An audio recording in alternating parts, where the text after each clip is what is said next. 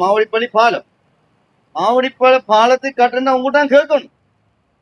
ஆனா நீங்க போகல, தலையிடல. இது சம்பந்தம் என்ன நடவடிக்கை எடுத்தீங்கன்னா கேள்வி இல்லை, பதில் இல்லை உங்களுக்கு. ஆகவே எங்களோட கோவி உறுப்பினர்கள் கூறினது போல உண்மைதான், கூப்பிடல தான். ஆனா கூப்பிடாட்டி என்ன செய்யணுங்கிற அதிகாரம் உங்கள்கிட்ட, அதை நீங்க பயன்படுத்து.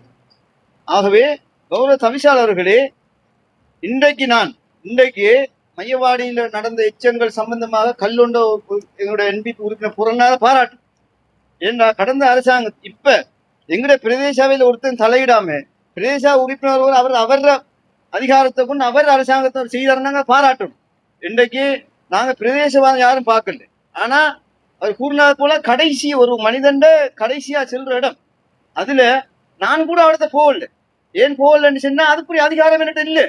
ஆனா அவர் அதிகாரத்தில் இருக்கார், கல்ல கொண்டாந்து போடுறாருன்னா நாங்க பாராட்டணும். அதை விட்டுட்டு நாங்க விமர்சிச்சு அவரை ஒதுக்குற விஷயத்தை செய்யப்படுறேன். நான் அந்த விஷயத்துக்கு மாளிகைக்காடா இருந்தாலும் சரி, மாவடிப்பள்ளியில கட்டப்படுற பாலம் என்பிபி அரசாங்கம் கொண்டாந்து செஞ்சாலும், ஆனா நாங்க அதுல தலையிட்டு இருக்கோம். ஏன்னா எங்களை கூப்பிடலன்னு சொன்னா சபையில தீர்மானத்தை எடுத்திருக்கோம். அதுவும் நாம செய்யாம நாம குற்றத்தை கண்டுபிடிச்சி படத்தை விமர்சிக்கவே இல்லை.